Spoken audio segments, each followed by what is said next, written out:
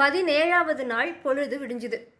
தனக்கு தேரோட்ட சல்லியன் சம்மதம் தெரிவித்ததுனால கர்ணன் ரொம்ப சந்தோஷப்பட்டான். சல்லியனால் ஓட்டப்பட இருந்த தேரில் கர்ணன் ஏறி அமர்ந்ததும், தேரோட்டியாக சல்லியனும் அதில் ஏறியதும், சூரியனும் அக்னியும் ஒன்று சேர்ந்து ஒரே தேரில் வர்ற மாதிரி தோன்றுச்சு. அப்போ துரியோதனன் கர்ணனை பார்த்து சொன்னான், வீரனே கர்ணா, பீஷ்மராலும் துரோணராலும் என்ன காரியத்தை செய்ய முடியலையோ அதை நீ செய்யி. தருமனை பிடிச்சு என்கிட்ட ஒப்படைச்சிடு. அர்ஜுனனை கொன்னுடு. பீமனையும் நகுல சகாதேவர்களையும் மாய்ச்சிடு. பாண்டவர் படையையே சாம்பலாக்கு. உனக்கு வெற்றி உண்டாகட்டும் அப்படின்னு சொன்னான். துரியோதனன் சொன்ன வார்த்தைகளை கேட்ட கர்ணன் சல்லியனை பார்த்து சொன்னான், சல்லிய மன்னனே, குதிரைகளை நடத்துவாயாக. பாண்டவர்களை நான் அழிக்கிறேன். பாண்டவர்கள் அழிவின் பொருட்டும் துரியோதனனுடைய வெற்றியின் பொருட்டும் நான் செய்யும் இந்த யுத்தத்தை இப்போது இந்த உலகமே பார்க்கட்டும் அப்படின்னு சொல்லி யுத்தத்துக்கு தயாரான கர்ணன். அப்போ கர்ணனை பார்த்து சல்லியன் பரிகாசமாக பேசினான். அவன் என்ன சொன்னானா, இங்கே பாரு கர்ணா, உன்னோட தற்புகழ்ச்சியை முதல்ல நிறுத்திக்கும். மனிதர்கள்லையே சிறந்த அர்ஜுனன் எங்க? மனிதர்களில் தாழ்ந்த நீ எங்க? முன்னொரு சமயம் போர்க்களத்தை விட்டு நீ ஓடினதுக்கு அப்புறமா உன்னால் புகழப்படுற துரியோதனனும் அவனோட சகோதரர்களும் கந்தர்வர்கள்கிட்ட தோற்று போய் கடைசியில் பாண்டவர்களால் விடுவிக்கப்பட்டதை நீ மறந்துட்டியா என்ன? விராட நகரத்துக்கு பக்கத்தில் மாடுகளை ஓட்டுன நிகழ்ச்சியில் நீ, துரியோதனன், அஸ்வத்தாமா, துரோணர், பீஷ்மர் எல்லாருமே பாண்டவர்களால் வெல்லப்படலையா? அதுவும் அர்ஜுனன் ஒருத்தனாலேயே நீங்கள் எல்லாரும் தோற்கடிக்கப்படலையா? நீயாவே புகழ்ந்துக்கிற அளவுக்கு நீ பராக்கிரமம் படைச்சவனா இருந்தா அந்த போரில் அர்ஜுனன் நீ ஏன் வெல்லலை? தேரோட்டி மகனே கர்ணா, நீ மறுபடியும் ஓட வேண்டிய நேரம் வந்துருச்சு. யுத்தத்தில் அர்ஜுனன் உன்னை எதிர்த்து வரப்போறான். நீ உயிர் பிழைச்சிருக்க வேணும்னா இந்த யுத்த களத்தை விட்டு ஓடுறதை தவிர உனக்கு வேற வழியே இல்லை. அதுக்கு மாறா யுத்த களத்திலேயே நின்றுட்டு இருந்தேன்னா நீ மடியத்தான் போற அப்படின்னு சொன்னான். சல்லியன் இப்படி சொன்னது கேட்டுட்டு கர்ணன் என்ன சொன்னான்னா, இங்கே பாரு சல்லிய மன்னனே, இருக்கட்டும், எனக்கும் அர்ஜுனனுக்கும் இப்போ யுத்தம் நிகழத்தான் போகுது. அந்த யுத்தத்தில் அவன் என்ன வென்றாத்தானே உன்னோட உணர்வெல்லாம் நியாயமானதாக இருக்கும். உன்னை மட்டும் நல்லா புரிஞ்சுக்கோ. துரியோதனனுக்காக நான் எதை வேணும்னாலும் தியாகம் செய்ய தயாராக இருக்கிறவ. என்னோட உடல், பொருள், உயிர் எல்லாமே துரியோதனனுக்காகத்தான் இருக்குது. அதனால் அவனை முன்னிட்டு இந்த யுத்தத்தில் போரிட்டு நான் வீர சொர்க்கம் எய்துனா அது எனக்கு பெருமை தான். பாண்டவர்களை புகழ்ந்தும் என்னை ஏசியும் பேசுகிற உன்னை ஒரே நிமிஷத்தில் நான் கொன்று இருப்பேன். ஆனால் துரியோதனனுக்கு நீ நண்பன்கிற காரணத்தினாலையும் தேரோட்டியே கொன்னா அப்படிங்கிற பழிச்சொல் என்ன சேர்ந்துடக்கூடாதே அப்படிங்கிற காரணத்தினாலையும் தான் உன்னை நான் கொல்லாமல் விடுற. பிழைச்சிப்போ. கர்ணன் ஒருத்தனே தனி ஆளாக நின்று கிருஷ்ணர் அர்ஜுனன்னு 2 பேரையும் கொன்று வீழ்த்தினா அப்படின்னோ, இல்லை கிருஷ்ணர் அர்ஜுனன் 2 பேருமா சேர்ந்து கர்ணனை கொன்று வீழ்த்தினாங்க அப்படின்னோ தான் வரலாறு சொல்ல போகுது அப்படின்னு சொன்னான். கர்ணனோட இந்த வார்த்தைகளை கேட்ட சல்லியன் ரொம்ப கோபப்பட்டான். அவன் என்ன சொன்னான்னா, கர்ணா இங்கே பாரு, தேரோட்டியாக இருக்கிறவ எதிரியோட பலத்தையும் பலவீனத்தையும் அறிந்து எடுத்து சொல்லணும். அந்த கடமையைத்தான் நான் இப்போ நிறைவேற்றிட்டு இருக்கேன். நீ வீணா கர்வம் அடைஞ்சு அர்ஜுனனை விட உன்னை உயர்ந்தவனா நினச்சிட்டு இருக்க. அது முற்றிலுமாக தவறான ஒன்று. நான் உனக்கு ஒரு கதையை சொல்கிற கேளு அப்படின்னு சொன்ன சல்லியன் ஒரு காக்கையோட கதையை சொல்ல தொடங்கினான். ஒரு வர்த்தகனுக்கு சின்ன பசங்க இருந்தாங்க. அவங்க தினமும் சாப்பிட்டு மீதி இருந்த எச்சில் உணவை தூக்கி எறிஞ்சாங்க. அந்த உணவை சாப்பிட்டு ஒரு காக்கை வளர்ந்து வந்துச்சு. இப்படி எச்சில் உணவை உண்டு கொழுத்து போன அந்த காக்கை மற்ற பறவைகளை விட தான் தான் மேல் அப்படின்னு நினைக்க ஆரம்பிச்சிருச்சு. ஒரு நாள் சில அன்னப்பறவைகள் கடற்கரையோரத்தில் போயிட்டு இருந்துச்சு. வர்த்தகனோட மகன்களான சின்ன பசங்க இந்த காட்சியை பார்த்தாங்க. அவங்க வேடிக்கையாக அவங்களோட எச்சில் உணவை உண்டு வளர்ந்த அந்த காக்கையை பார்த்து கேட்டாங்க, காக்கையே, அந்த அன்னங்களுக்கு சமமானவனான நீ அது மாதிரி ஏன் பறக்க மாட்டேங்கிற அப்படின்ட்டு. அந்த காக்கைக்கு ஏற்கனவே ரொம்ப இருமாப்பும் கர்வமும் இருந்துச்சு. அந்த சிறுவர்களோட வார்த்தையை உண்மைன்னு நினச்சி அந்த காக்கை அன்னப்பறவைகள் பறக்கிறது மாதிரி தானும் பறக்க முடியும்னே நினச்சிருச்சு. அதனால் அன்னப்பறவைகளை போட்டிக்கு அழைச்சிது அந்த காக்கை. அதுவும் எப்படி அழைச்சிதுன்னா, ஏன் அன்னப்பறவைகளே, உங்களில் சிறந்தவன் யாரோ அவன் என் கூட போட்டிக்கு வரணும் அப்படின்னு அழைச்சிது. அன்னப்பறவைகளும் காக்கைக்கு அதோட பலவீனத்தை பற்றி எவ்வளவோ எடுத்து சொல்லுச்சு. ஆனால் அந்த காக்கை அதையெல்லாம் காது கொடுத்து கேட்கவே இல்லை. போட்டி ஆரம்பமாச்சு. காக்கை கூட பறக்க வந்த அன்னப்பறவை வேணும்னே கொஞ்ச நேரம் மெதுவாக பறந்துச்சு. அப்போ காக்கை வென்று விட்டது மாதிரி ஒரு தோற்றம் ஏற்பட்டுச்சு. உடனே காக்கை கூட்டங்கள் எல்லாம் ரொம்ப சந்தோஷமாக கத்துச்சு. அதுக்கப்புறமா அன்னப்பறவை அதோட சக்தியை காட்ட ஆரம்பிச்சுது. இதுக்கப்புறமா காக்கை களைப்படைஞ்சுது. எங்கே இறங்குறது, எப்படி மேலே பறக்கிறது அப்படின்னு எதுவுமே புரியாத நிலையில் ரொம்ப களைப்படைஞ்சு போன அந்த காக்கை சமுத்திரத்தில் விழுந்துருச்சு. இப்படி தன்னோட இயலாமையை உணர்ந்த அந்த நிலைமையில் அது மேலே பறந்துட்டு இருந்த அன்னத்தை பார்த்து தன்னை காப்பாற்ற சொல்லி கேட்டுச்சு. அன்னமும் மனசிறங்கி பறந்து வந்து சமுத்திரத்தில் முழுகிட்டு இருந்த காக்கையை காப்பாற்றி தன்னோட முதுகில் ஏற்றிட்டு அந்த காக்கை முதல்ல போட்டியை எங்கிருந்து துவக்குச்சோ அங்கேயே கொண்டு வந்து இறக்கி விட்டுச்சு. அதிலிருந்து அந்த காக்கைக்கு அதோட கர்வம் ஒழிஞ்சுது. தான் யாருங்கிறத அது உணர்ந்துருச்சு. இப்படியா காக்கையோட கதையை சொல்லி முடிச்ச சல்லியன் கர்ணனை அந்த காக்கையோடு ஒப்பிட்டு பேசினான்.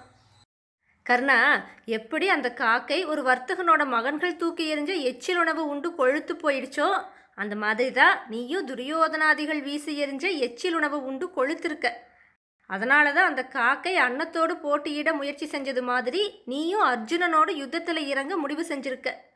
உண்மையிலேயே நீ வீரனா இருந்திருந்தா முன்னாடி விராட நகரத்துக்கு பக்கத்தில் ஏற்பட்ட போர்க்களத்திலிருந்து நீ தப்பிச்சு ஓடி இருக்க மாட்ட. கிருஷ்ணரும் அர்ஜுனனும் யாராலுமே வெல்ல முடியாதவங்க அப்படின்னு பீஷ்மரும் துரோணரும் அடிக்கடி சொன்னதை நான் உனக்கு நினைவூட்டுறேன். நான் சொன்ன கதையில் காக்கை எப்படி அதோட நிலைமையை உணர்ந்துட்டு அன்னத்தோட உதவியை நாடிச்சோ அந்த மாதிரி நீயும் உன்னோட நிலைமையை உணர்ந்துட்டு அர்ஜுனன் கிருஷ்ணர் இவங்களோட உதவிய நாடு அப்படின்னு சொன்னான். சல்லியன் அப்படி பேசினப்ப கர்ணன் கொஞ்சம் யோசனையில் ஆழ்ந்து தனக்கு எது பலவீனமாக முடியுமோ அதையே நினச்சி பார்த்து சல்லியன் கிட்ட சொன்னான். கிருஷ்ணரையும் அர்ஜுனனையும் கொஞ்சமும் பயம் இல்லாமல் போரில் எதிர்க்க துணிஞ்சு விட்ட இந்த நேரத்தில் நான் பெற்ற 2 சாபங்கள் என்ன வாட்டக்கூடும் அப்படிங்கிறத நான் உணர்ந்திருக்கேன். பிராமணர்களுக்கு மட்டும்தான் அஸ்திர வித்தையை கற்பிப்பது அப்படின்னு விரதம் பூண்டிருந்த பரசுராமரை அவர் கடுமையாக தவம் புரிஞ்சிட்டு இருந்தப்ப நான் அணுகி பிராமணன்னு பொய் சொல்லி அவர்கிட்ட சிஷ்யனாக சேர்ந்தேன். எப்படியாச்சும் பிரம்மாஸ்திரத்தை அடைஞ்சே தீரணும் அப்படிங்கிற ஆசையினால தான் நான் இப்படி அவர்கிட்ட பொய் சொன்னேன். பரசுராமரால் பிரம்மாஸ்திரம்ங்கிற அந்த சிறந்த அஸ்திரம் எனக்கு கற்றுக் கொடுக்கப்பட்டுச்சு. முறையாக நான் அதை பயின்றதுக்கப்புறமா பரசுராமர் என்னை பார்த்து சொன்னார், கர்ணா, யுத்த காலத்தில் உனக்கு மிகப்பெரிய ஆபத்து நேரறப்ப இது உன்னால் பிரயோகிக்கத்தக்கதாக இருக்கும் அப்படின்னு. இதுக்கப்புறமா என்னோட ஆசாரியரான பரசுராமர் சிஷ்யனான என்னோட மடியில் தலை வச்சு படுத்து தூங்கிட்டு இருந்தப்ப அர்ஜுனனுக்கு நன்மை செய்ய விரும்பின தேவேந்திரன் ஒரு புழுவோட உருவத்தில் என்னோட தொடையில் புகுந்துட்டான். அந்த புழு என்னோட தொடையை குடஞ்செடுத்துச்சு. தொடையிலிருந்து ரத்தம் வெள்ளம் மாதிரி பெருக தொடங்குச்சு. இருந்தாலும் என் குருவோட உறக்கத்துக்கு இடையூறு வந்துடக்கூடாது அப்படிங்கிற எண்ணத்தில் நான் அந்த வலியையும் பொறுத்துட்டு அசையாமல் இருந்தேன். ஆனால் பெருகி வந்த ரத்தம் பரசுராமரோட உடலை நினச்சதுனால அவர் கண் விழிச்சிட்டாரு. அப்போ அவர் என்னை பார்த்து கேட்டார், கர்ணா, நிச்சயமாக நீ பிராமணனாக இருக்க முடியாது. இவ்வளவு தூரம் உடல் உபாதையை பொறுத்து கொள்ளக்கூடிய நீ பிராமணனே இல்லை. நீ யாருங்கிறத உண்மையாக சொல்லு அப்படின்னு கேட்டார். நான் அவர்கிட்ட நான் ஒரு தேரோட்டியோட மகன் அப்படிங்கிற உண்மையை சொன்னேன். அப்போ அவர் கடுமையாக கோபப்பட்டு என்னை பார்த்து சொன்னார், கர்ணா, உன்னால் அடையப்பட்ட இந்த பிரம்மாஸ்திரம் உனக்கு மிகவும் தேவைப்படுகிற சமயத்தில் பயன்படாமல் போக கடவுது அப்படின்னு சபிச்சிட்டாரு. எவராலுமே தாங்க முடியாத வீரத்தை உடைய அர்ஜுனனை நான் வீழ்த்துறதுக்கு இந்த அஸ்திரம் ரொம்பவுமே பயனுள்ளதாக இருந்திருக்கும். ஆனால் அதை உபயோகிக்கிறதுல எனக்கு இப்படி ஒரு இடையூறு இருக்குது. இருந்தும் கூட அந்த அஸ்திரத்தை இந்த யுத்தத்தில் நான் பயன்படுத்தத்தான் போகிறேன் அப்படின்னு கர்ணன் சொன்னான். பரசுராமரோட சாபத்தை இப்படி நினச்சி பார்த்த கர்ணன் சல்லியனை பார்த்து இன்னும் சொன்னான், சல்லிய மன்னனே, எனக்கு இன்னொரு சாபமும் இருக்குது. தவ வலிமை வாய்ந்த முனிவர் ஒருத்தரோட பசுவோட கன்று மேலே நான் ஒரு முறை ஒரு அம்பை பிரயோகிச்சிட்டேன். அந்த கன்று இறந்து போச்சு. இறந்து போன அந்த கன்றை பார்த்து ரொம்பவுமே துன்பப்பட்ட அந்த முனிவர் என்னை பார்த்து ரொம்பவுமே கோபப்பட்டார். அவர் என்ன சொன்னார்னா, ஒன்றுமறியாத கன்றை கொன்றவனே, உனக்கு முடிவு காலம் வரக்கூடிய அளவுக்கு ஆபத்தை சந்திக்கக்கூடிய சமயத்தில் போர்க்களத்தில் உன்னுடைய ரதத்தின் சக்கரம் மண்ணில் அழிந்துவிடப் போகிறது. மண்ணில் புதைந்துவிட்ட சக்கரங்களை கொண்ட தேரை உடையவனாகிய நீ அந்த நேரத்தில் அந்த யுத்தத்தில் மடிவாய் அப்படின்னு சாபம் கொடுத்துட்டாரு. இப்படி பரசுராமர்கிட்ட நான் வாங்கின சாபமும் இன்னொரு முனிவர்கிட்ட நான் வாங்கின சாபமும் தான் இந்த யுத்தத்தில் எனக்கு கவலையை தரக்கூடியதாக இருக்குது. மற்றபடி எனக்கு எந்த தயக்கமோ பயமோ கிடையவே கிடையாது அப்படின்னு சொன்னான். இப்படியா சல்லியனும் கர்ணனும் ஒருத்தருக்கு ஒருத்தர் ஏசிட்டு இருந்த அந்த நிலைமையில் துரியோதனன் அவங்கக்கிட்ட சொன்னான், இங்கே பாருங்க, நாம் எதிர்கொள்ள நேர்ந்துவிட்ட இந்த யுத்தம் சத்திரியர்களான நாம் கடைபிடிக்க வேண்டிய தர்மம். பெரும் பாக்கியம் செஞ்சிருக்கிற சத்திரியர்கள் தான் இந்த மாதிரியான யுத்தத்தை சந்திக்கிறாங்க. அப்பேற்பட்ட பேர் நமக்கு வாச்சிருக்கு. யுத்தத்தில் பாண்டவர்களை வென்று ராஜ்யத்தை ஆளுவோம், இல்லை அவங்கக்கிட்டவே தோற்று போய் வீர சொர்க்கத்தை அடைவோம். யுத்தத்தில் முனையுங்க அப்படின்னு சொன்னான். துரியோதனன் இப்படி பேசின உடனே அவனோட தரப்பு வீரர்கள் எல்லாம் சங்குகளை ஒழிச்சாங்க. 2 தரப்பு வீரர்களுக்கும் இடையில் யுத்தம் துவங்குச்சு. யுத்தத்துடைய தொடக்கத்திலேயே துரியோதனனும் பீமனும் மோதுனாங்க. பீமனோட கொடூரமான யுத்தத்தை பார்த்துட்டு எல்லாரும் திகைச்சு போனாங்க. அப்படிப்பட்ட யுத்தத்தில் பீமன் கிட்ட சிக்கிய துரியோதனன் ஒரு நிலைமையில் புறம் காட்டி ஓட வேண்டியதாக போயிடுச்சு. யுத்த அரங்கத்தோட இன்னொரு புறத்தில் கர்ணன் பாண்டவர் சேனையை சிதறடிச்சிட்டு இருந்தான். தருமனையும் ரொம்பவுமே துன்பப்படுத்தினான். கர்ணனோட வீரத்தை பார்த்துட்டு ரொம்ப சந்தோஷப்பட்ட துரியோதனனோட படை வீரர்கள் அவங்களுக்குள்ளேயே என்ன பேசிட்டாங்கன்னா, அர்ஜுனனுக்கும் கர்ணனுக்கும் இடையில பயங்கரமான யுத்தம் நடக்க போகுது.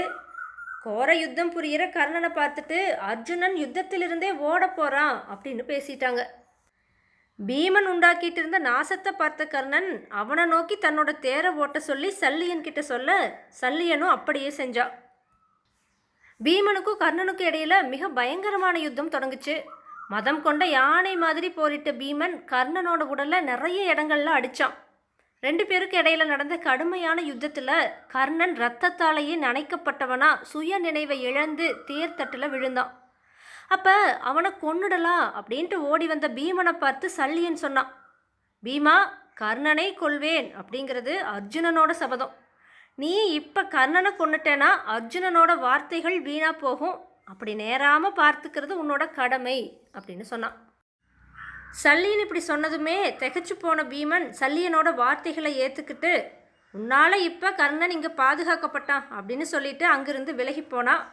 இதுக்கப்புறமா வீழ்ந்து கிடந்த கர்ணனை தேரில் தாங்கிட்டு அந்த இடத்துலேருந்து தேரை ஓட்டுனா சல்லியன். கர்ணன் அடைஞ்ச தோல்வியை பார்த்துட்டு துரியோதனனோட படை நாலாபுறங்களிலும் சிதறியோட தொடங்குச்சு. கர்ணன் பீமன் கிட்ட புறம் காட்ட நேரிட்டதை பார்த்துட்டு துரியோதனன் என்ன பண்ணுனானா, அவனோட தம்பிமார்களை எல்லாம் அழைச்சா, கர்ணனுக்கு நீங்கள்லாம் போய் உதவி செய்யுங்க அப்படின்னு உத்தரவு போட்டான்.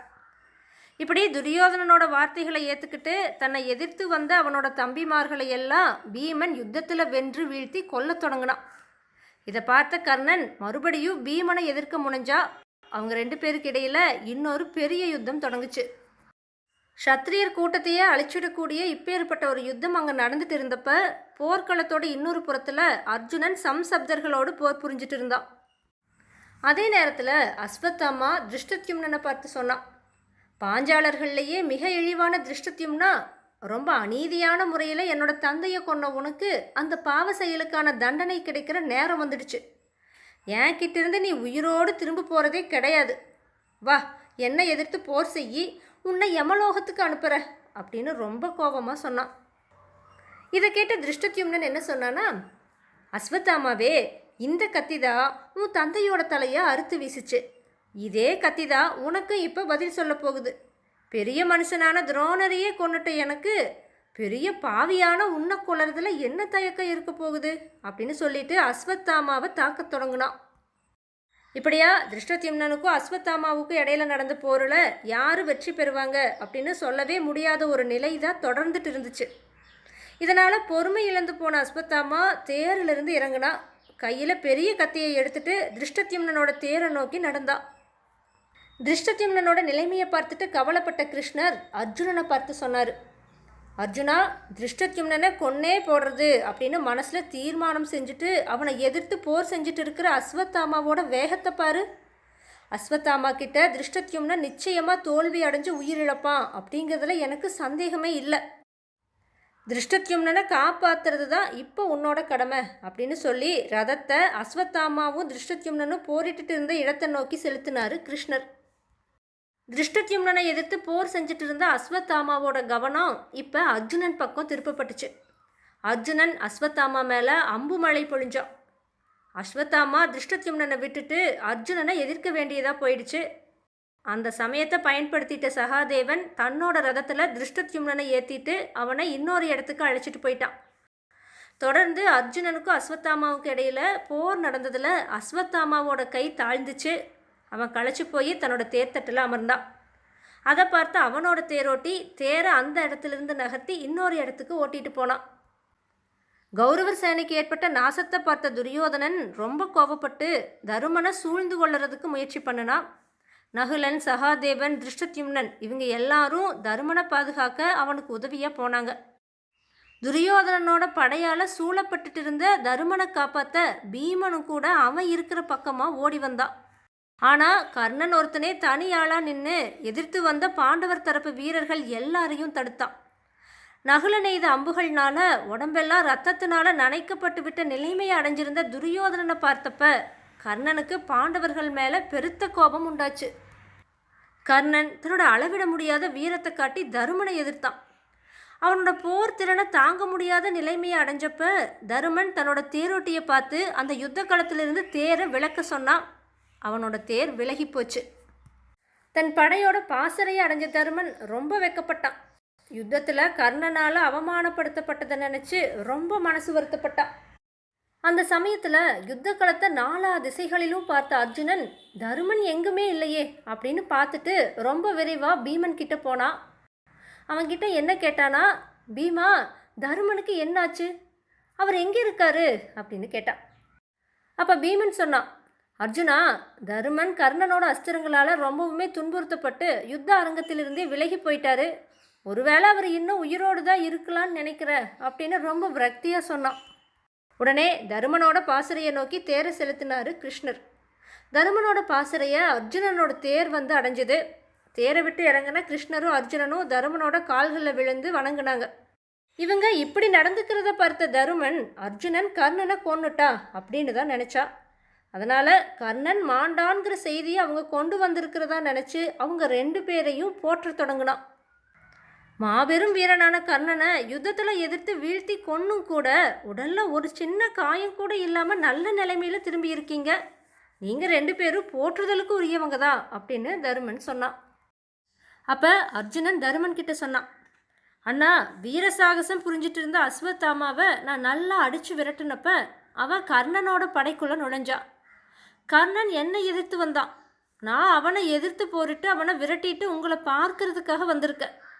கர்ணனை பார்த்து நம்மளோட சேனை வீரர்கள் எல்லாருமே பயந்துருக்காங்க.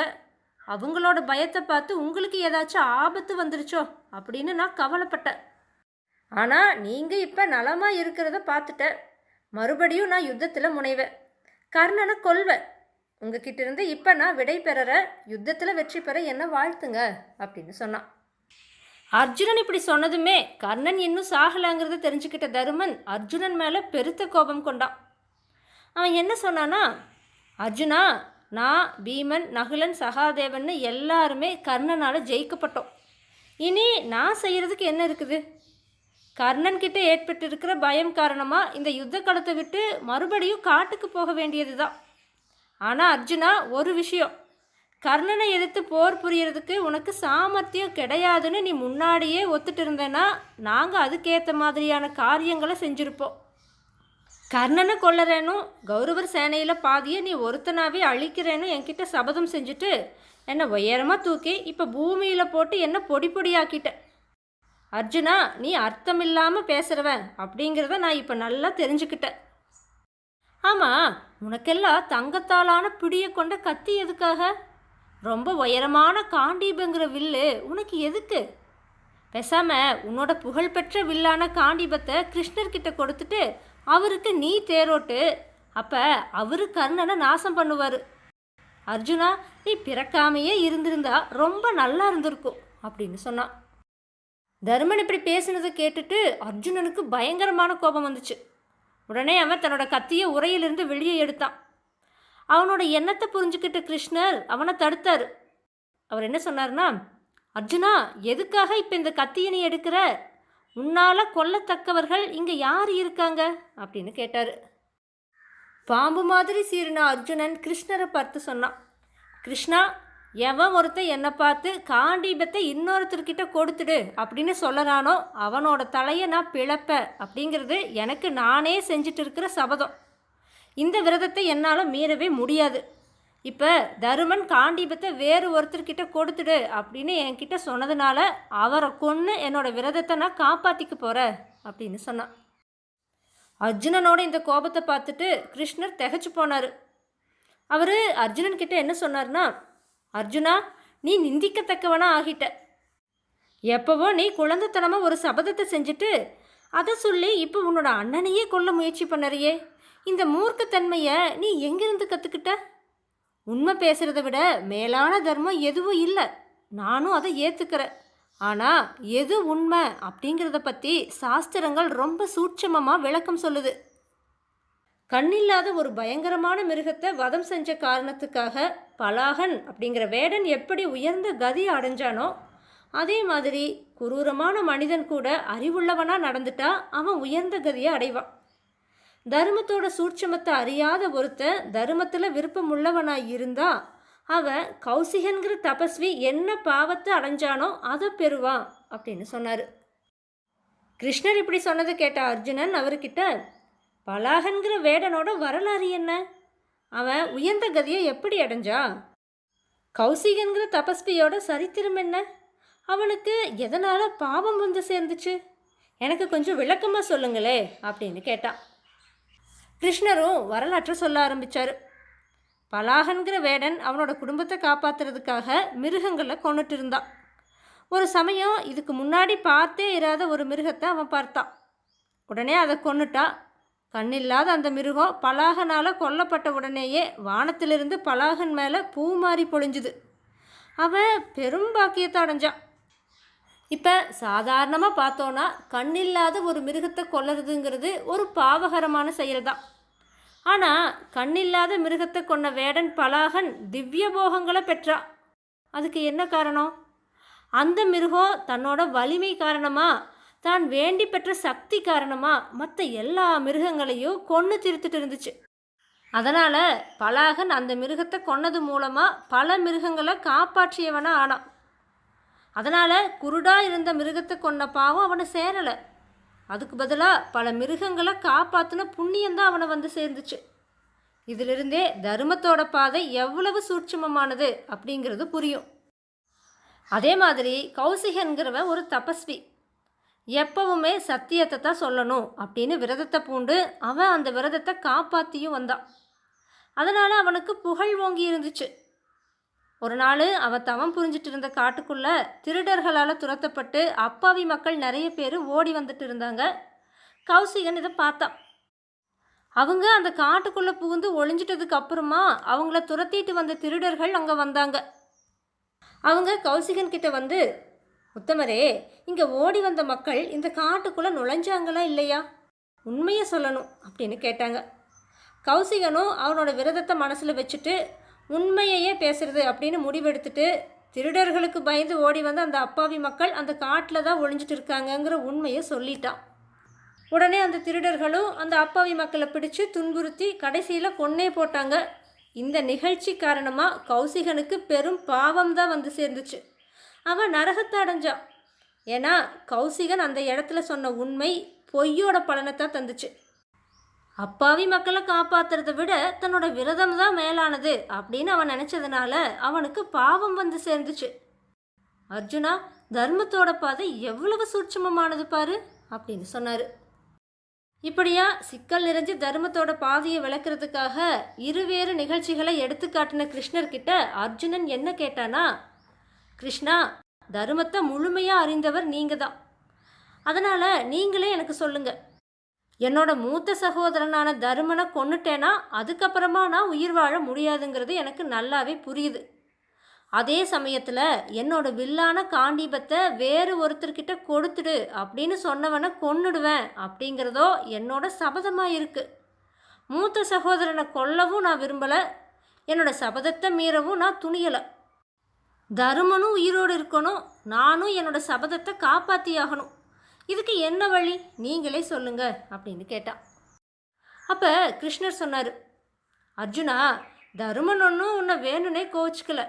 உனக்கு கோபத்தை தூண்டிவிட்டா நீ கர்ணனை கொல்றதுல இன்னும் முனைப்போடு இருப்ப அப்படிங்கிறதுக்காகத்தான் அவர் உன்னை பார்த்து கடுமையான சொற்களை பயன்படுத்தினார். உனக்கு முனைப்பை ஏற்படுத்துறதுக்காக அவர் உன்னை ஏசுனார்.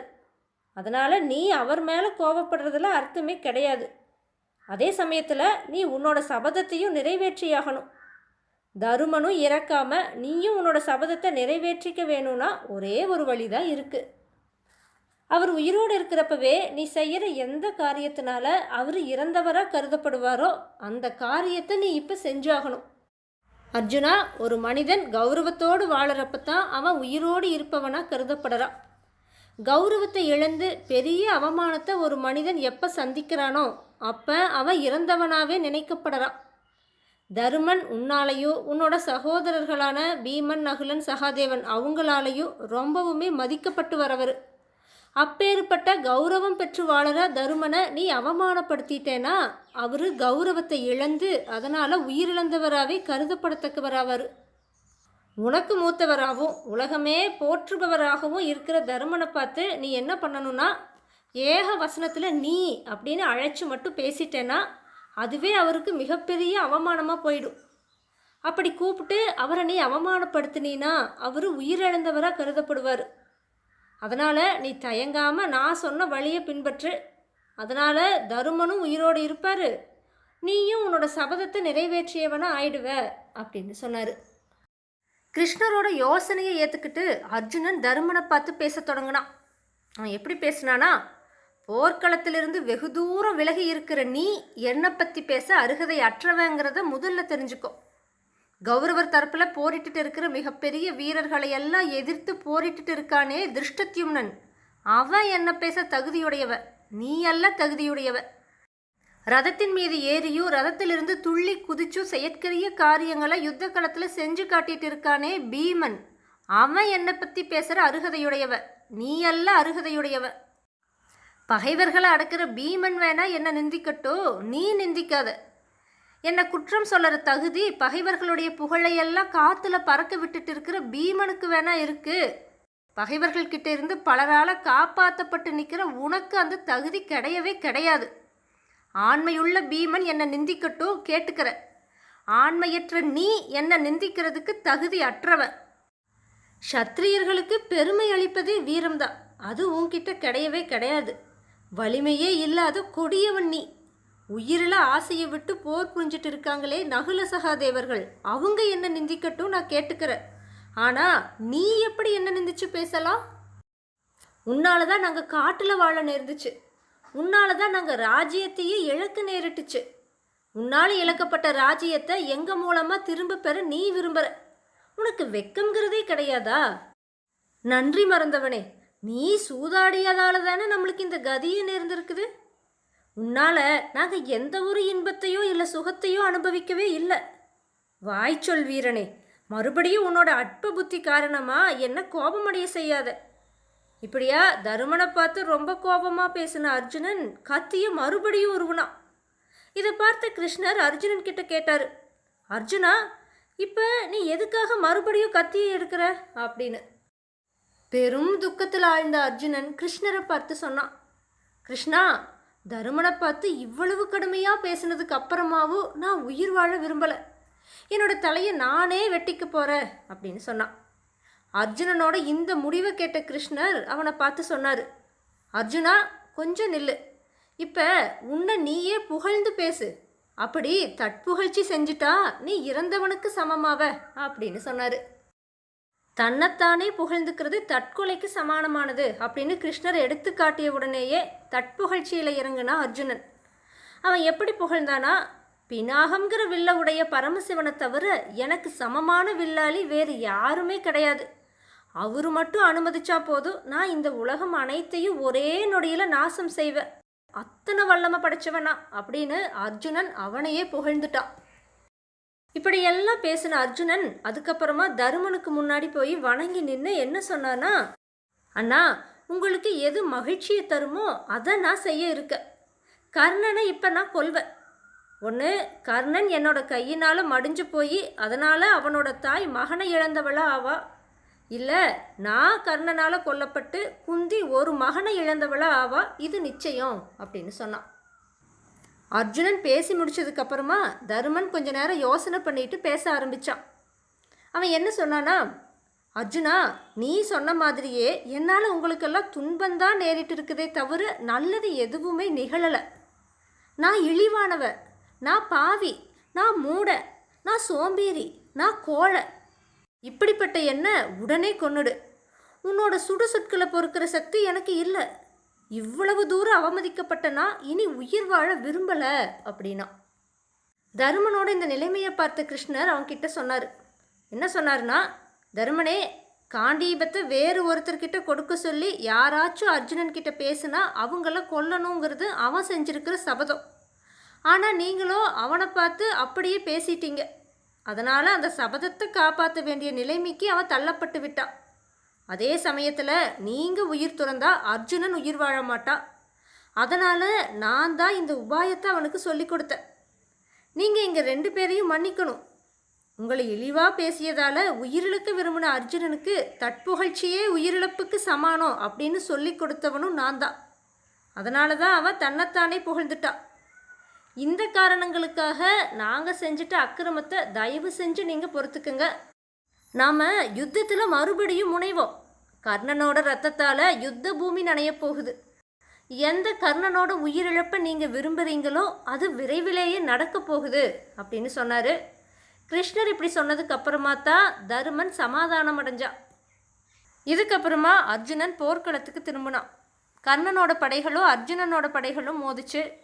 இன்னொரு புறத்தில் பீமன் கிட்ட சிக்கி துரியோதனனுடைய படை அழிஞ்சிட்டு இருந்துச்சு. இதை பார்த்துட்டு பெரும் கோபம் கொண்ட கர்ணன் பீமன் பார்த்துட்டு இருக்கிறப்பவே பாண்டவர் படையை அழிக்க தொடங்கினான். ரொம்ப உற்சாகமாக சல்லியன் தேரை செலுத்த கர்ணன் ஆயிரக்கணக்கில் பாண்டவர் தரப்பு வீரர்களை கொன்று குவிச்சான். கர்ணனோட வீர சாகசத்தினால துச்சாதனன், கிருபர், அஸ்வத்தாமா, கிருதவர்மா, சகுனி இவங்கெல்லாம் ரொம்ப ஊக்கமடைஞ்சாங்க. ஆயிரக்கணக்கில் பாண்டவர் படை வீரர்களை கொன்னாங்க. பாண்டவர் படைக்கு பெருத்த நாசம் விளைஞ்சுது. அந்த சமயத்தில் இன்னொரு புறத்தில் யுத்தம் புரிஞ்சிட்டு இருந்த அர்ஜுனன் கிருஷ்ணரை பார்த்து சொன்னான், கிருஷ்ணா, கர்ணனால் நம்மோட படை வீரர்கள் பயந்து ஓடுறாங்க. உற்சாகத்தினால உந்தப்பட்ட சல்லியனோ ரொம்ப சாமர்த்தியமாக கர்ணனோட தேரை ஓட்டுறான். கர்ணன் இருக்கிற இடத்துக்கு என்னோட தேரை செலுத்துங்க. அவனை கொல்லற நேரம் வந்துருச்சு. இப்போ மட்டும் அவனை வீழ்த்தலைன்னா நம்மோட படையில் யாருமே மிஞ்ச மாட்டாங்க அப்படின்னு சொன்னான். கிருஷ்ணரும் அப்படியே கர்ணன் இருந்த இடத்தை நோக்கி தேரை செலுத்தினார். கர்ணனும் அர்ஜுனனை எதிர்க்கலான்ட்டு போனான். அதை பார்த்த துரியோதனன் என்ன பண்ணினானா, சகுனி, அஸ்வத்தாமா இவங்கக்கிட்ட ஒரு கட்டளை இட்டான். என்ன கட்டளைனா, நீங்கள் அர்ஜுனனை தாக்கி அவனை களைப்படையுமாறு செய்யுங்க. கிருஷ்ணரும் அர்ஜுனனும் களைப்படைஞ்ச நிலைமையில் போயிட்டு கர்ணனை சந்திக்கட்டும் அப்படின்னு சொன்னான். சரின்னு சொல்லி சகுனி, அஸ்வத்தாமா, கிருபர், கிருதவர்மா இவங்க அர்ஜுனனை எதிர்த்தப்ப அர்ஜுனன் ரொம்ப அலட்சியமாக அவங்கள தோற்கடிச்சான். துச்சாதனன் பீமனை எதிர்க்கிறதுல முனைஞ்சான். பீமன் துச்சாதனனை பார்த்து ரொம்ப கோபமாக சொன்னான். என்ன சொன்னான்னா, துச்சாதனா, திரௌபதிக்கு நீ இழைச்ச அவமானத்துக்குரிய தண்டனை இப்போ என்கிட்ட இருந்து நீ அடைய போகிற. நான் அப்போ என்ன சபதம் செஞ்சனோ அதை இப்போ நிறைவேற்ற போகிற அப்படின்னு சொன்னான். ஆனால் துச்சாதனன் என்ன சொன்னான்னா, பீமனே, அரக்கு மாளிகையில் உங்களுக்கு ஏற்பட்ட துன்பத்துக்கு நான் தான் காரணம். நீங்கள் அங்கிருந்து தப்பிச்சு காடுகளிலும் மலைகளிலும் வாழ நேர்ந்ததே அது கூட என்னால் தான். கொஞ்சம் கூட வெக்கமே இல்லாமல் நீங்கள் 5 பேரும் பாஞ்சாலிங்கிற ஒரு பொண்ணை மனைவியாக ஏற்றதையும் அவள் எங்களோட சபையில் அடிமையாக்கப்பட்டதையும் நான் இப்போ நினச்சி பார்க்குறேன் அப்படின்னு பேசி வேணும்னே பீமனுக்கு இன்னும் கோபம் மூட்டுனா துச்சாதனன். 2 பேருக்கு இடையில பெரும் போர் தொடங்குச்சு. தொடக்கத்தில் பீமனோட கை தாழ்ந்தாலும் போக போக துச்சாதனனே தோல்வியை தழுவினான். இறுதி கட்டத்தில் துச்சாதனனை கீழே தள்ளி அவனை மிதிச்சே கொன்னான் பீமன். அதுக்கப்புறமா பீமன் என்ன பண்ணனானா, பூமியில் விழுந்து கிடந்த துச்சாதனனோட மார்பை பிளந்து அவனோட ரத்தத்தை குடிக்க தொடங்கினான். துச்சாதனனோட ரத்தத்தை இப்படி குடிச்சிட்டு இருந்த பீமனை பார்த்தவங்கெல்லாம் மயக்கம் போட்டு கீழே விழுந்தாங்க. அப்போ அர்ஜுனனை கொன்னே தீரறது அப்படிங்கிற உறுதியான எண்ணத்தோடு அவனை எதிர்த்து போன கர்ணனை பார்த்துட்டு கௌரவர் படையினர் வாத்தியங்களை முழக்குனாங்க, சங்குகளை ஒழிச்சாங்க. அதே மாதிரி பாண்டவர் தரப்பில் அர்ஜுனனுக்கு உற்சாகமூட்டுற வகையில் வாத்திய கோஷங்கள் எழுப்பப்பட்டுச்சு. யுத்தம்ங்கிற சூதாட்டத்தில் கௌரவர் தரப்பினருக்கு கர்ணன் பந்தய பொருளாக ஆனா, பாண்டவர் தரப்பினருக்கோ அர்ஜுனன் பந்தய பொருளானா. யுத்தம்ங்கிற சூதாட்டத்தோட இறுதி கட்டம் தொடங்குச்சு. அந்த நிலைமையிலேயாச்சும் சமாதானம் ஏற்பட்டுட்டா நல்லதுன்னு நினச்ச அஸ்வத்தாமா துரியோதனனை பார்த்து சொன்னான். அவன் என்ன சொன்னான்னா, துரியோதனா, தயவு செஞ்சு எல்லார் மேலேயும் கருணை காட்டு. உன்னோட கோபத்தை தணிச்சுக்கோ. பாண்டவர்கள் கூட நீ கொண்ட விரோதம் இன்னைக்கோடு முடியட்டும். இந்த யுத்தம் நிற்கட்டும். நான் சொன்னால் அர்ஜுனன் கண்டிப்பாக யுத்தத்தை நிறுத்துவாங்கிறதுல எனக்கு எந்த சந்தேகமும் இல்லை. நானே கர்ணன் கிட்டவும் சொல்லி யுத்தத்தை நிறுத்த சொல்லுறேன். கர்ணன் தோல்வியுற்று கொல்லப்படுறத நான் விரும்பவே இல்லை. தயவு செஞ்சு யுத்தத்தை நிறுத்திடு, சமாதானம் செஞ்சுக்கோ அப்படின்னு சொன்னான். அஸ்வத்தாமா இப்படி சொன்னதை கேட்டுட்டு துரியோதனன் என்ன சொன்னான்னா, அஸ்வத்தாமா, நீ சொன்ன எல்லாமே உண்மைதான். ஆனால் கர்ணனால் அர்ஜுனனை ஜெயிக்க முடியாதுன்னு நீ சொன்னதை நான் ஏற்றுக்கல. கர்ணனால் அர்ஜுனன் கொல்லப்படுவான் அப்படிங்கிறது நிச்சயம். இது ஒரு பக்கம் இருக்கட்டும். ஆனால் பாண்டவர்கள் இனிமே நம்மக்கிட்ட சமாதானமாக இருப்பாங்க அப்படின்னு நான் நம்பலை. பல வகைகளிலும் நான் அவங்களுக்கு தீமை செஞ்சுட்டேன். அதையெல்லாம் இனி அவங்க மறப்பாங்கன்னு எனக்கு தோணலை. என்னோட சகோதரனான துச்சாதனனை பீமன் கொன்னதையும் அதுக்கப்புறமா அவன் ஆடின கூத்தையும் என்னால் மறக்கவே முடியாது. அதனால் இனி சமாதானங்கிற பேச்சுக்கே இடமில்லை அப்படின்னு சொன்னான். இப்படி சொன்ன துரியோதனன் அதுக்கப்புறமா தன்னோட படையினரை பார்த்து யுத்தத்தில் இன்னும் முனையுமாறு கட்டளையிட்டான். அர்ஜுனனும் கர்ணனும் நேரடியாக மோதிட்டாங்க. கர்ணன் புரிஞ்ச யுத்தம் காரணமாக அர்ஜுனனுக்கும் கிருஷ்ணருக்கும் உடலெல்லாம் காயங்கள் ஏற்பட்டுச்சு. அதே சமயத்தில் அர்ஜுனனால் தாக்கப்பட்ட வீரர்கள் கர்ணனுக்கு பாதுகாப்பாக இருந்த தங்களுடைய நிலைகளை விட்டுட்டு ஓடத் தொடங்கினாங்க. ஒரு நிலையில் பார்த்தா கர்ணனோட கை ஓங்குச்சு, இன்னொரு நிலையில் அர்ஜுனனோட கை ஓங்குச்சு. இப்படி ரெண்டு தரப்புகளும் மாறி மாறி உயர்வையும் தாழ்வையும் அடைஞ்சிட்டு இருந்தப்ப கர்ணன் அர்ஜுனன் மேலே நாகாஸ்திரத்தை ஏவுறது அப்படின்னு தீர்மானிச்சான். பல நாட்களாக தன்னால் பூஜிக்கப்பட்டு வந்த அந்த அஸ்திரத்தை கர்ணன் தன்னோட வில்லில் பூட்டினப்ப யுத்தத்தை வானுலகத்திலிருந்து பார்த்துட்டு இருந்த இந்திரனே கூட கலக்கம் அடைஞ்சான்.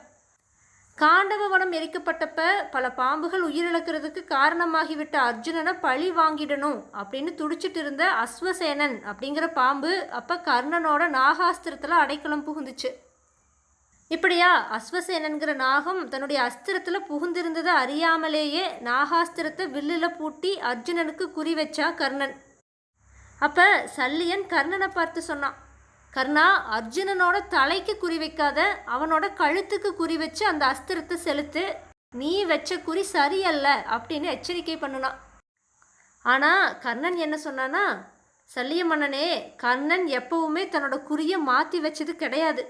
எதிரியை ஏமாத்துற வகையில் குறியை மாற்றி மாற்றி வைக்கிற பழக்கம் கர்ணன் கிட்ட இல்லவே இல்லை அப்படின்னு சொல்லிட்டு அர்ஜுனனோட தலைக்கே அந்த அஸ்திரத்தை ஏவனா கர்ணன். நாகாஸ்திரம் பாய்ந்து போச்சு. கண்ணை பறிக்கிற ஒளியோடு வந்துட்டு இருந்த அந்த அஸ்திரத்தை கிருஷ்ணர் பார்த்தாரு. ரதத்தை கிருஷ்ணர் அழுத்தினார். ரதம் சில அங்குலங்கள் பூமியில் அழிந்துச்சு. பாய்ந்து வந்த அந்த நாகாஸ்திரம் ரதம் அழுத்தப்பட்டதால் அர்ஜுனனோட தலையில் படாமல் அவனோட கிரீடத்தை அடைஞ்சு அதை பறிச்சுட்டு போச்சு. இப்படி நாகாஸ்திரம் அர்ஜுனனோட தலையை கவராமல் அவனோட கிரீடத்தை கவர்ந்து போனப்ப அந்த அஸ்திரத்தில் புகுந்துட்டு இருந்த அஸ்வசேனன்கிற பாம்பு அதிலிருந்து விடுபட்டு ஆகாயத்தை நோக்கி போச்சு. கிருஷ்ணர் அதை பார்த்தாரு. அதை அர்ஜுனனுக்கும் காட்டினார். அவன் அந்த பாம்பை 2 துண்டுகளாக்கி கீழே வீழ்த்தினான். இப்படியா கர்ணன் எய்த ஒரு முக்கியமான அஸ்திரம் வீணா போச்சு. கர்ணன் எய்த நாகாஸ்திரம் வீணாகும்படி தேரை பூமியில் அழுத்திய கிருஷ்ணர் அந்த அஸ்திரம் பாழானதுக்கு அப்புறமா தேரை மறுபடியும் மேலே வருமாறு செஞ்சார். அதுக்கப்புறமா கர்ணன் இன்னும் கோபமாக போரிட்டப்ப அர்ஜுனனும் கிருஷ்ணரும் ரொம்பவுமே தத்தளிச்சாங்க. ஆனால் அந்த நேரத்தில் விதி விளையாடுச்சு. கர்ணன் பெற்ற சாபங்கள் பலிக்கிற நேரம் நெருங்குச்சு. கர்ணன் கற்ற அஸ்திரம் மறந்து போகும் அப்படின்னு முன்னாடி பரசுராமரிட்ட சாபம் பலிக்கிற நேரமும் வந்துச்சு.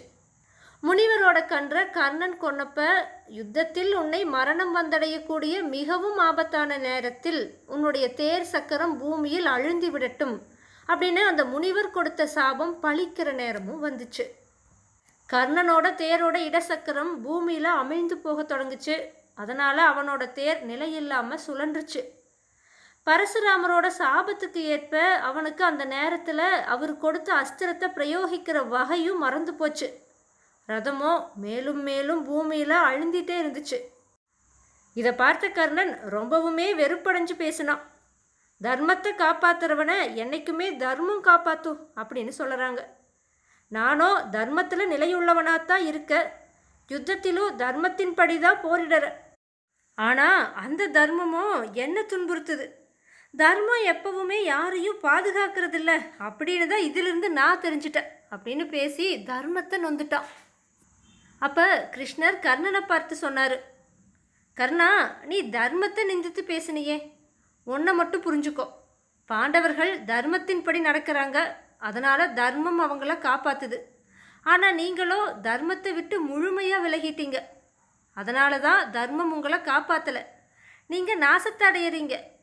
பாவம் செய்கிற மனுஷன் தன்னோட தவறை உணராமல் தெய்வத்தை நிந்திக்கிறது மாதிரி நீ தர்மத்தை நிந்திக்கிற அப்படின்னு சொல்லி கிருஷ்ணர் பழைய நிகழ்ச்சிகளை எல்லாம் நினைவூட்டி துரியோதனன் கர்ணன் இவங்க செஞ்ச அட்டூழியங்களை பட்டியலிட்டப்ப கர்ணன் வெட்கி தலை குனிஞ்சா.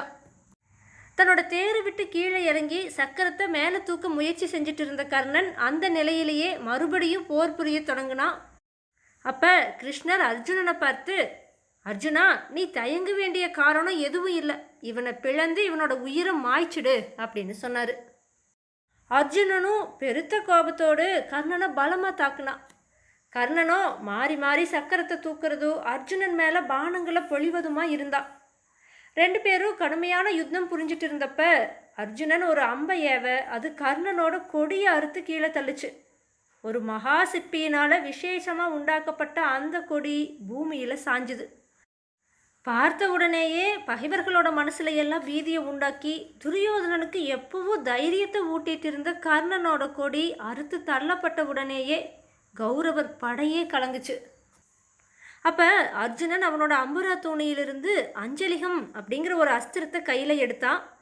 அது வில்லில் பூட்டின அர்ஜுனன், நான் தர்மத்தின் பாதையிலிருந்து தவறவில்லை என்றால் இந்த அஸ்திரமானது எனது பகைவனான கர்ணனை கொல்லட்டும் அப்படின்னு சொல்லி அதை பிரயோகித்தான். பாய்ந்து போன அந்த பயங்கரமான அஸ்திரம் கர்ணனோட தலையை கொய்து அதை அறுத்துச்சு. கர்ணன் பூமியில் சாஞ்சா. பாண்டவர்கள் மகிழ்ச்சியினால் ஆரவாரம் செஞ்சு கூத்தாடினாங்க. கர்ணன் கொல்லப்பட்டதுக்கு அப்புறமா சல்லியனுடைய யோசனையை ஏற்றுக்கிட்டு துரியோதனன் அன்றைய யுத்தத்தை நிறுத்தினான். அஸ்வத்தாமா கர்ணன் மடிந்ததை நினச்சி ரொம்ப கோபப்பட்டா. கிருஷ்ணரும் அர்ஜுனனும் சேர்ந்து போய் தருமனுக்கு கர்ணன் மாண்டு போன செய்தியை சொன்னாங்க. தருமன் இந்த செய்தியை அறிந்து ரொம்ப சந்தோஷப்பட்டா. இன்னைக்கு நான் ராத்திரியில் நிம்மதியாக தூங்குவேன், என்னோட பயம் நீங்குச்சு அப்படின்னு சொன்னான். அப்போ ஆசாரியரான கிருபர் துரியோதனன் கிட்ட வந்தார்.